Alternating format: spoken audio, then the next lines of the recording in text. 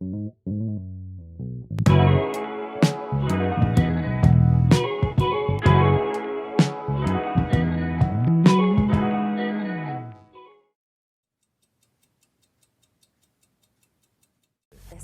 16개월 된 아기가 온몸에 멍이 들고 크게 다친 상태로 병원에 학대를 실려와 의심한 끝냈습니다. 의료진의 신고로 경찰의 수사가 시작돼. 그 아기의 부모를 소환해서 지금 조사하고 지난 있습니다. 13일 오전 심정지 상태로 병원에 온 아이가 끝내 숨지고 말았습니다.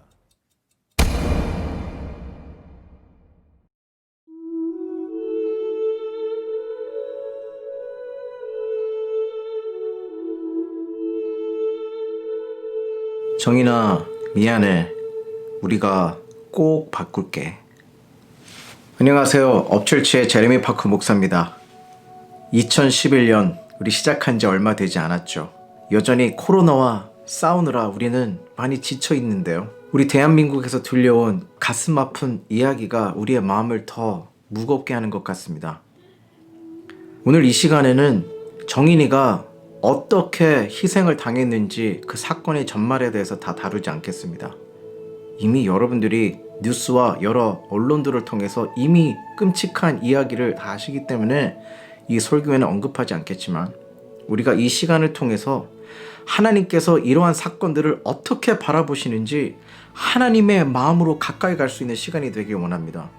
그 하나님의 마음을 가지고 우리가 살아가고 있는 이 세상 속에서, 이 현실의 한복판에서 어떻게 하나님의 나라를 세워갈 수 있을지에 대해서 그 성경적인 실마리를 찾을 수 있는 시간이 되었으면 좋겠어요. 그래서 정인이를 사랑하는 사람들, 정의를 사랑하는 사람들의 5가지 특징에 대해서 여러분들과 함께 나누도록 하겠습니다.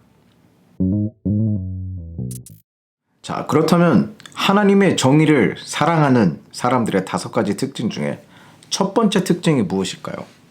바로 그것은 십자가 앞으로 먼저 나아가는 것입니다. 정인이 사건과 같은 가슴 아픈 이야기를 우리가 들을 때마다 그 이야기와 함께 내 자신을 함께 포개서 십자가 앞으로 먼저 가는 것입니다. 사회의 정의 실현이라든지 어떤 사회 참여와 투표하기 이전에 먼저 취해야 할 크리스천들의 액션이 바로 십자가 앞에 먼저 가는 것이에요. 왜 그럴까요? 내가 가지고 있는 정의감은 오를 때가 있지만 완벽할 순 없다는 거예요. 정의감이 어디서부터 온지 아세요? 하나님께서 우리를 하나님의 형상 닮은 자로 우리를 창조하셨기 때문에 불의한 일들을 목격할 때마다 우리 가운데 그러한 분함이 생기는 거예요. 저는 이 분노를 다 틀렸다고 말씀을 드리지 않아요. 의로운 분노가 있기 때문에 그래요. 하나님도요, 하나님이 만드신 작품인 이 인간의 생명을 누군가가 가해자가 되고 질받고 유린한다면 하나님만큼 분노하시는 분이 없으실 거예요. 정말 그래요. 성경을 읽어보세요. 하나님은 죄 지은 자들에 대한, 특별히 믿는 자들에 대해서 더 엄격하세요. 왜요? 하나님의 뜻을 그들에게 먼저 주셨기 때문에 그래요. 그들을 통해서 하나님의 정의와 공의가 이 땅 가운데 흘러내리지 못한다면 먼저 몽둥이질을 맞는 사람이 누군지 아세요? 바로 하나님의 선택하신 백성이라 이 말입니다. 하나님은 엄격하세요. 그런데 여러분들에게 한 가지 질문을 던지고 싶은 게 뭐냐면, 내가 가지고 있는 지금 이 정의감이 100% 순결하냐 이 말이에요. 하나님의 정의만큼 공정할 수 있냐 이 말이에요. 정인이 사건과 같은 일들을 봤을 때 물론 우리 얼마든지 그 사건에 대해서 판단할 수 있고, 이건 정말 너무나 상식적인 일이에요. 그거 틀렸다고 얘기하는 게 아니에요. 그럼에도 불구하고 우리 도심 속의 수혜자들은 모든 이런 일들을 접할 때마다 먼저 십자가 앞에 가야 돼요. 왜냐하면 하나님만큼 이 모든 문제 핵심을 아시고 문제 해결을 아시는 분은 하나님밖에 없기 때문에 그래요. 그래서 우리는 십자가 앞에 가야 됩니다. 우리는 죄의 속성을 가지고 있잖아요. 성경이 그렇게 판단하고 있잖아요. 만약에 그것을 부인한다면 우린 예수님을 믿을 필요가 없는 자들이잖아요. 아니, 나는 그러한 끔찍한 죄를 짓지도 않았어요? 맞아요. 전 그거 여러분 부인하지 않아요. 하지만 성경이 말하는 부분이 뭐냐고요. 하나님을 나의 중심에서 밀어놓고 내가 인생의 중심이 된, 내가 내 인생의 주인이 되겠다고 하나님을 밀어낸 것 자체가 죄인이라니까요. 이러한 죄 저러한 죄 저러한 죄를 지었기 때문에 죄인이 아니라 죄인의 속성을 가지고 본질이 진노의 자식이기 때문에 죄의 공장이라서 죄를 짓는 거다 이 말입니다. 그게 성경이 바라보는 관점이에요. 그것을 인식하고 십자가를 붙잡는 게 복음인 것이지, 나는 저들과 같은 죄를 지은 적이 없는데요, 저 사건은 나와 무관한데요, 그러니까 내 안에 드는 분노와 정의감을 가지고 얼마든지 심판할 수 있겠는데요, 그게 바른 크리스천의 사회 참여가 아니라는 겁니다. 우리가 믿는 자들이라면 세상이 정의하고 있는 정의하고는 우리가 달라야 되지 않겠습니까? 우리 정의의 기초가 어딘지 아세요? 바로 시편에 나와 있습니다. 함께 읽어보겠습니다. 주님은 영원토록 다스리시며 심판하실 보좌를 견고히 하신다. 그는 정의로 세계를 다스리시며 공정하게 만 백성을 판결하신다. 할렐루야. 하나님 정의의 기초는 바로 내가 아닌 하나님께서 정확하게 이 문제에 대한 모든 것을 알고 계시고 선악간에 판단하신다는 그 결정권을 하나님 앞에 드리는 거예요. 바로 그것이 정의를 사랑하는 사람들의 특징인 것입니다. 우리의 정의는 세상이 정의하는 정의와 달라야 합니다. 우리는 하나님 앞에 용서받은 죄인이란 사실을 이런 사건들이 있을 때마다 십자가에 가져가서 다시 한번 확인해야 된다고요. 정말 하나님께서 정의를 세우고자 하시는 모든 구석구석 가운데서 여러분의 삶을 사용해 주시기를 주님의 이름으로 축복합니다. 그러기 위해서는 어떻게 해야 된다고요? 우리의 모든 액션이 십자가 앞으로 먼저 행해야 된다고요. 믿는 자들을 십자가 앞으로 부르시는 정인이의 사건이라고 저는 믿습니다. 거기서부터 참된 정의 실현을 우리가 함께 시작하자고요. 모든 결정은 십자가의 원리, 하나님의 완벽하고 절대적인 기준 위에서 시작돼야 되는 것임을 믿으시기를 바랍니다. 하나님의 정의를 사랑하는 사람들의 두 번째 특징은 무엇입니까? 바로 스탠드업입니다. 함께 일어나는 거예요. 신음하고 억압받는, 고통받는 자리에 교회가 함께 서서 그들의 목소리가 되어줘야 된다 이 말입니다. 여러분, 성경에 나와 있는 인류 최초의 살인극이 무엇인지 아십니까? 바로 아담의 두 아들이었던 가인과 아벨의 사건을 통해서 알 수가 있습니다. 하나님은 가인의 제사를 받지 않으셨어요. 거기에 분한 가인은 엉뚱하게 그의 분냄을 본인 동생에게 터뜨립니다. 돌을 주워다가 아벨의 머리를 깨부시죠. 그 피가 흘러내렸습니다. 그때 하나님께서 가인을 찾아오셔서 어떻게 신문하는지 아세요? 우리 한번 읽어볼까요? 창세기 4장 10절 11절 말씀에 주님께서 말씀하셨다. 네가 무슨 일을 저질렀느냐? 너의 아우의 피가 이 땅에서 나에게 울부짖는다. 이제 내가 땅에서 저주를 받을 것이다. 땅이 그 입을 벌려서 너의 아우의 피를 너의 손에서 받아 마셨다. 사랑하는 여러분, 하나님께서 가인을 부르시고 아벨의 피가 땅에서부터 부르짖는다라고 이야기를 해요. 이거 정말 무서운 이야기입니다. 하나님은 모든 사건 상황을 다 보고 살피신다는 의미예요.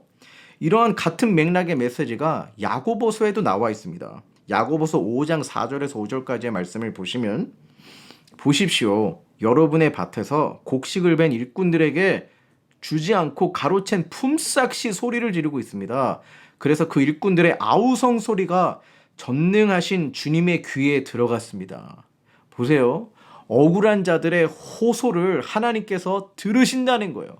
하나님께서 보셨을 때 그 아우성하는 호소하는 소리가 정당하다 하시면 하나님은요, 그 가해자들에게, 품삯을 주지 않는 자들에게, 생명을 유린하는 자들에게 하나님은 진노의 몽둥이를, 심판의 날을 닦으신다 이 말입니다. 아인슈타인이 이런 얘기를 했다고 해요. 이 세상은 위험한 곳이 되었다. 그것은 사람들이 악을 행해서가 아니라 사람들이 가만히 지켜보기만 하지 아무것도 하지 않기 때문이다. 사랑하는 도심 속 순례자 여러분들, 오늘 우리가 해야 될 일이 무엇인지 아시겠습니까? 제가 첫 번째 말씀드린 것처럼 정의를 사랑하는 사람들은 그 문제와 함께 십자가 앞으로 가져간다 그랬습니다. 거기에서 내 은혜의 자리를, 위치를 확인하고 하나님의 바른 정의를 가지고 세상 속으로 뛰어간다 했습니다. 저희들은요, 정말 억울하고 억눌린 자, 고통받고 신음하는 그 자리에 함께 서서 스탠드업해서 앰프의 역할을 감당해야 될 줄 믿습니다. 그들이 아우성거리는 호소에 우리가 함께 힘을 동참해야 되는 것입니다. 이것은 단순히 데모를 이야기하는 거 아니에요. 라이엇을 이야기하는 것이 아닙니다. 저는 우리가 함께 기도해야 된다는 것을 여러분들에게 말씀을 드리는 거예요. 기도만큼 강력한 호소가 없기 때문입니다. 우리 성도들이 믿음을 가지고 기도할 때요, 천사들이 그 대접에다가 우리 기도를 담아다가 하늘로 올린다고 했습니다. 기도만큼 강력한 능력 있는 사회 참여가 없는 것입니다. 사랑하는 여러분, 오늘 저희는 밤 9시에 모여서, 줌에 모여서 우리 같이 기도할 것입니다.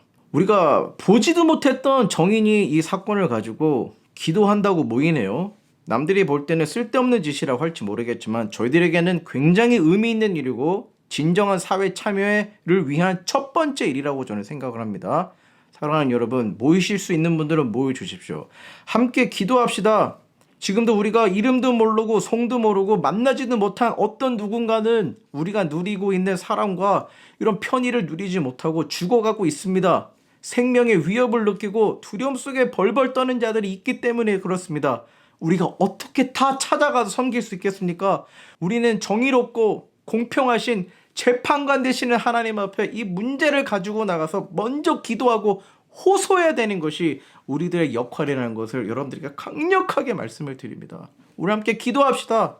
더 이상 정인이와 같은 일들이 우리 가운데 일어나지 않도록 진정한 영적인 사회 참여를 합시다. 바로 이것이 우리가 해야 할 두 번째 일이라는 것을 여러분들에게 말씀을 드립니다. 정의를 사랑하는 사람들의 세 번째 특징이 무엇일까요? 바로 그것은 check and balance, 견제와 균형의 원리입니다. 사랑하는 여러분, 하나님의 나라는 정의와 사랑이라는 두 가지의 날개로 세워간다는 것을 여러분 아시나요? 정의가 없는 사랑은 진정한 사랑이 될 수 있을까요? 반대로 사랑 없는 정의는 진정한 정의가 될 수 있을까요? 아니죠. 두 가지가 늘 함께 간다 이 말입니다. 이 두 가지가 함께 보완을 해주고 함께 견제를 해줄 때 성숙한 하나님의 나라가 세워질 수 있는 것이죠. 그것은 우리 가정 가운데서도 마찬가지고 교회 가운데서도 마찬가지고 세상과 교회 가운데서도 마찬가지로 적용할 수가 있습니다. 여러분들이 잘 아시는 아나니아와 삽비라 이야기 아시나요? 초대교회가 왕성하게 부흥했을 때 그 부부가 처참하게 저주를 받아 죽게 됩니다. 그 이유가 무엇이냐면 사도행전에 보시면 함께 성령 충만해서 교회가 자라갈 때가 있었습니다. 모든 사람들이 날마다 모이기를 힘쓰며 가진 것들을 함께 나누는 그러한 가슴 벅찬 아름다운 이야기들이 이루어지기 시작되는데요. 거기에 아나니와 삽비라에게도 감동을 주셨던 것 같아요. 너희들의 소유를 팔아서 하나님 앞에 바쳐라. 그런데요, 그들은 분명히 액션까지 옮겼습니다. 재산을 팔았어요. 그런데 성전까지 가지고 가는데 아까운 겁니다. 얼마는 숨겨놓고 나머지를 베드로 사도 발 앞에 드렸어요. 자, 아나니아 남편이 먼저 등장을 합니다. 그런데 베드로에게 저주를 받아 죽어요. 왜요? 너는 성령을 속인 죄 때문이다고. 그런데요, 두 번째 삽비라 아내가 등장하는데요, 아나니아와 같은 똑같은 거짓말을 합니다. 그래서 삽비라도 죽어요. 그 부부의 참혹한 저주받아 죽는 사건을 통해서 우리가 알 수 있는 교훈이 무엇인지 아십니까? 바로 그것은 부부가 똑같으면 망한다는 거예요. 한 명이 잘못된 길로 나가면 한 명이 잡아 당겨 와야 되는 거예요. 바로 그것이 견제와 균형의 원리죠. 그런데 둘 다 똑같은 길로 가면 망하는 거예요. 저 남편이, 저 인간이 바람을 폈기 때문에, 저 아내가 외도했기 때문에 나도 외도하고 나도 바람 필 거야. 그러면 그 가정은 망하는 거예요. 그 피해가 누구한테 가요? 자식들에게 간다 이 말입니다. 사랑하는 여러분, 이 부부의 원리가 바로 교회와 세상의 원리 가운데서도 중요합니다. 바로 교회와 세상은 부부의 관계로 생각을 할 수 있다라고 생각을 해요. 세상은 원래 어두웠습니다. 하나님의 통치가 없는 모든 것은 어둠이라고 정의를 하는 거예요. 그런데 하나님께서는 어둠 속에 우리 교회를 보내주셨어요. 우린 그 정체성을 가지고 있습니다. 예수님께서 너희는 빛과 소금이라고 말씀하셨잖아요. 어두운 게 문제가 아니라 우리가 빛을 발하면 이 어둠 속에 있는 영혼들을 하나님께로 인도하고 하나님의 통치가 있는 영역이 되게 한다니까요. 문제는 세상이 변하는 게 아니라 우리 교회가 빛의 역할을 감당하고 있느냐가 더 문제입니다. 그런데 교회가 어느 순간에 진리를 잃어버리고 세상과 타협해서 똑같은 문화의 흐름 속에 가기 시작하면 세상 속에 하나님 정의의, 하나님 공의의 기준을 잃어버리고 우리가 먼저 살아가기 시작하면 하나님의 몽둥이가 누구에게 먼저 닿는지 아십니까? 세상이 아니라고요. 바로 우리입니다. 우리에게 하나님의 가업을 맡기셨기 때문에 하나님은 엄격하세요. 사랑하는 여러분, 우리 이 시간에 하나님께서 이 땅 가운데 이 이민의 땅에 우리를 교회로 세우셨다면 우리 빛을 발하는 시간이 됐으면 좋겠습니다. 정인이의 이런 끔찍한 가슴 아픈 사건들을 보았을 때 우리가 어떤 기회를 삼아야 된다고요? 네, 견제와 균형의 원리를 기억하면서 우리가 빛이 되어서 세상 앞에 호통할 수 있는 그러한 사람들이 돼야 된다니까요. 우리 크리스찬들의 윤리는 훨씬 높아야 됩니다. 그래야만 소리칠 수 있죠. 뿐만 아니라 교회 안에서도 목사와 성도들의 관계 가운데서도 이 원리가 굉장히 중요하다고 생각합니다. 목사는 완벽하지 않아요. 목사는 신이 아닙니다. 하나님께서 은혜로 세워주셔서 이 직분을 여러분들과 함께 감당하는 것이지 완벽해서 세워주신 것이 아니라 이 말입니다. 여러분들 교회 하시다 보면 저에게 정말 실망하거나 정말 배신감을 느끼는 사람들도 있을 수밖에 없어요. 그럴 때 여러분들이 어떤 역할을 해주셔야 되는지 아십니까? 아까 배웠죠? 십자가 앞에 여러분들도 먼저 서세요. 두 번째, 하나님 앞에 기도하세요. 세 번째, 저희를 하나님께로 끌고 와주셔야 되는 거예요. 그게 성도들의 역할입니다. 반대로 목사의 역할이 무엇인지 아세요? 성도님들이 정말 진리의 길에 서지 아니하고 악한 길에 설 때 그때 목사가 여러분들 끌고 와야 되는 거예요. 예? 내 허벅지를 치는 그 아픈 마음을 가지고 곁길로 가는 여러분들을 진리 앞에 세우기 위해서 몸부림쳐야 된다 이 말입니다. 그게 목사의 역할이에요.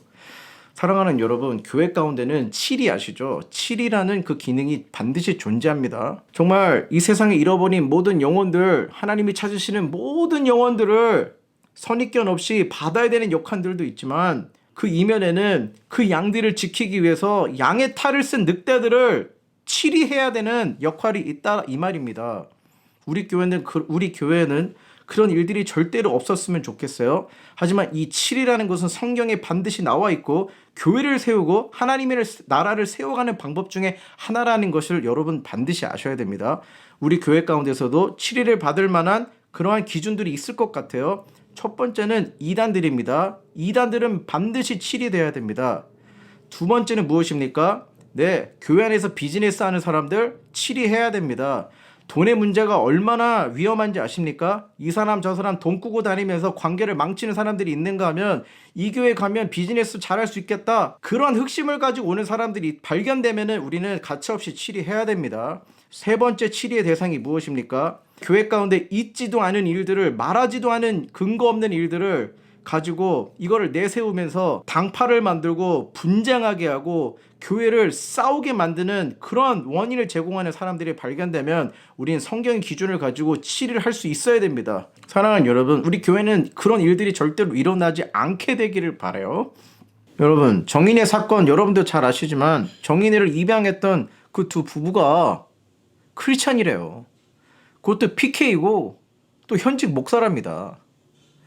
같은 목사고 크리스찬이라고 해서 이러한 문제 앞에서 우리가 교회가 쉬쉬하고 사일런하면 안 된다고 생각이 들어요. 이런 자들을 향해서 죄 없는 자가 돌로 쳐라라고 해서 그들을 감싸 안으면 안 된다 이 말입니다. 예수님이 그 이야기를 하셨을 때는 그 가해자를 감싸기 위한 것이 아닙니다. 그것은 그 희생자였던 그 당시 사회의 약자 중에 약자였던 선택권이 없었던 그 여인을 감싸기 위한 보호하기 위한 하나님의 뜻이었다는 거예요. 사랑하는 여러분, 우리가 정말 이 시간에 생각해 봐야겠습니다. 내가 하나님 편에 서 있는지, 하나님 편에서 빛을 발하고 있는지, 견제와 균형의 원리를 잘 우리가 적용하고 있는지 한번 생각해 보십시다. 하나님의 정의를 사랑하는 사람들의 특징 네 번째 무엇일까요? 바로 참여 정신에 있습니다. Participating to leading. 네, 조그만 참여에서부터 시작을 하는 것입니다. 정인이와 같은 가슴 아픈 소식들을 언론을 통해서 접할 때마다 우리는 남의 집 불구경하듯이 해서는 안 되는 것입니다. 잠시 부글부글 거렸다가 식는 냄비처럼 돼서는 안 된다는 것입니다. 우리가 모든 사건들을 다 접할 수는 없지만 우리가 알 수 있는 만큼, 우리 귀에 전해지는 만큼 이것을 기회로 삼아서 골든타임으로 삼아야 된다는 것입니다. 천리길도 한 걸음부터라는 속담을 아시죠? 맞습니다. 우리가 지금 작은 무리로서 이런 사회 참여를 위한 일들을 모색하고 또 실행하는 이 과정들이 정말 어떤 변화를 일으킬 수 있을까? 정말 우리를 무력하게 할 때가 있어요. 하지만 그럼에도 불구하고 앞으로 미래의 큰 변화를 위한 마중물처럼 우리는 이 조그만 일들에 함께 적극적으로 참여를 해야 되는 것입니다. participating, 참여해야 돼요. 우리가 이렇게 청원서 쓰고 또 이런 진정서 쓰고 또한 SNS에 이런 챌린지 해시태그를 붙이는 이 모든 일들이 작은 거라고 말하지만 아닙니다. 큰일입니다. 한국에서도 그러한 정인이 사건 때문에 20만 명이 넘는 사람이 국회를 향해서 국민 청원서를 보냈어요. 그 결과 양천 서장이 파면하는 일까지 일어났습니다. 저는 이거 굉장히 긍정적인 일이라고 생각해요. 하나님께서 그 가운데 authority를 허락해 주셨다면 무슨 일입니까? 첫째는 정말 아픈 자들, 억울한 자들, 억눌린 자들을 보호하기 위한 일이 첫 번째 일이 아니겠습니까? 그것에 대해서 태만했다라면 반드시 처벌받아야 된다라고 저는 생각을 합니다. 저는 이것이 하나님의 정의와 하나님의 공의에 합당한 일이라고 생각이 들어요. 모든 일들은 저금한 것에서부터 시작을 합니다. 그것이 하나님의 뜻이고 이러한 참여는 차후에 반드시 나비 효과가 되어서 하나님의 선한 영향력, 하나님의 통치가 일어날 수 있는 귀한 일로 우리를 사용해 주실 거라고 믿습니다. 뿐만 아니라 리딩의 자리까지 가야 된다는 것입니다. 조그만 참여 이후에 정말 사회 곳곳에 이런 영향력을 끼칠 수 있고 결정권을 행사할 수 있는 우리 크리스천의 영향력 있는 사람들을 우리가 세워야 될 줄 믿습니다. 우리가 한참 고지러운 거리면서 정말 하나님의 영광을 위해서 제가 높은 곳으로 가겠습니다라고 했던 그 일들을 나쁜 뉘앙스로 생각할 때가 있었어요. 그건 사실입니다. 하지만 다시 한번 생각해 볼게요. 이러한 일들이 일어날 때 정말 우리가 작은 참여도 중요하지만 실제적으로 그런 방향성을 바꿀 수 있는 그러한 자리에 하나님께서 세워주실 수 있는 자들을 우리는 키워내야 됩니다. 신앙으로 키워내야 됩니다. 좋은 선교적 리더십을 가지고 정말 국회로 보내고 정말 이 미국의 영향력 있는 자리에 보내야 됩니다. 하원의원, 상원의원 많이 나타나야 됩니다. 그렇게 해서 정말 이런 어려울 때에 크리스찬의 마인셋을 가지고 바른 법을 제정할 수 있고 법을 바꿀 수 있는 그런 사람들을 키워내야 된다 이 말입니다. 저는요 우리 도심 속수레들 이 교회가 성장하기를 바라요. 정말 성장하길 바라요. 예전에는 정말 비전 같은 것을 여러분들에게 던져주고 우리 성장합시다 라는 이야기하는 것 정말 계속 숨겼어요. 왜냐하면 제가 1.5세 선교 사역하면서 우리 청소년들에게 사명을 던지고 비전과 꿈을 던졌는데 오히려 그것 때문에 제가 하나님 앞에 덫에 걸려버린 적이 있습니다.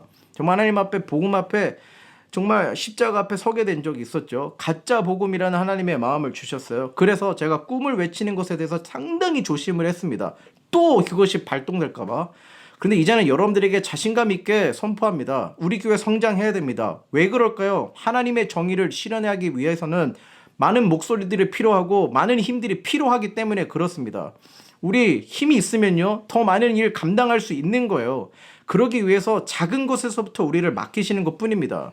저는요 우리 교회 주변의 러브 블락이 정말 하나님의 나라가 되기를 바라요. 그 꿈을 꿨으면 좋겠어요. 실제적인 부흥을 우리가 맛보는 세대들이 됐으면 좋겠습니다. 그 경험을 우리 다음 세대들에게 토스하는 세대들이 되어주시기를 주님의 이름으로 축복합니다. 예배가 세워지고 예수 그리스도의 제자들이 세워지고 제자들을 통해서 우리가 살아가는 도시의 범죄율들이 줄어들고 굶어 죽는 자들이 없는 그런 일들이 우리 이 땅 가운데 세워지기를 주님의 이름으로 축복합니다. 교회가 힘이 있으면 우리 가운데 상담가들도 많이 세웠으면 좋겠어요. 우리 박소희 자매 같은 사람들 우리 교회가 함께 동역할 수 있는 자리를 만들었으면 좋겠어요. 솔직히 말해서 우리가 살아가는 도심 가운데 교회 주변 가운데서도 상담을 받고 치유받을 사람들이 얼마나 많겠습니까? 예? 그들은 가지 못하고 그냥 숨어서 죽어가고 있다고요. 우리 교회가 힘이 있다면은 정말 크리스찬 상담가들 우리 교회 데려놓고 싶어요. 그들을 통해 그들의 마음을 상한 마음을 치료해주고 하나님의 복음을 전할 수 있는 그런 멋진 일들이 우리 가운데 일어났으면 좋겠습니다. 자, 그렇다면 하나님의 정의를 사랑하는 자들의 마지막 특징은 무엇이겠습니까? 바로 그것은 높은 크리스천의 인격을 가지고 사회를 참여하는 것입니다.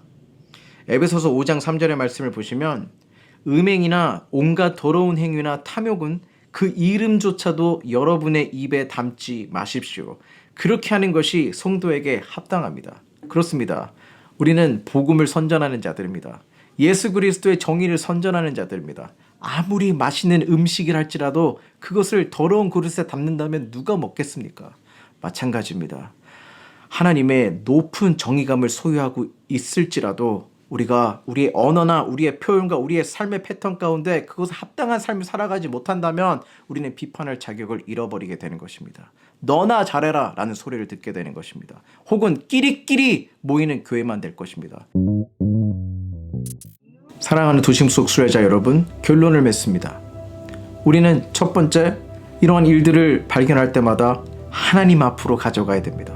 십자가 앞으로 가져가서 나의 기준이 아닌, 나의 공명심이나 정의감이 아닌 하나님이 이 세상을 사랑하시고 한 영혼 한 영혼 생명을 귀중하게 여기시는 하나님의 정의감을 가지고, 우리가 이 세상을 평가할 수 없지만 하나님은 모든 것을 살피시는 하나님이시라는 판단 앞에 모든 것을 서렌더할 수 있는 시작이 되기를 바랍니다.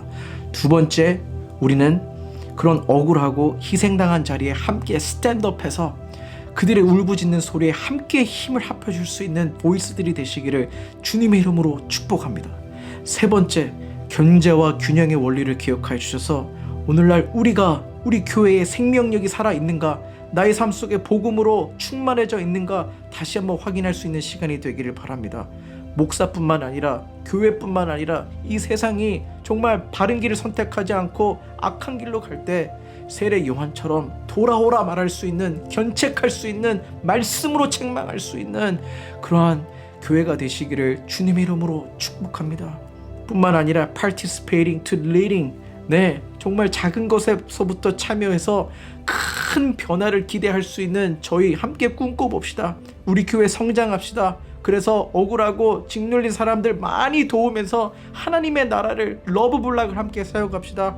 마지막으로 아무리 좋은 일이라도 더러운 그릇에 담지 말고 우리의 정말 예수 그리스도 닮은 삶과 인격과 표현을 가지고 사회를 참여하며 주도할 수 있는 그런 도심 속의 순례자들이 되어주시기를 간곡히 부탁드립니다.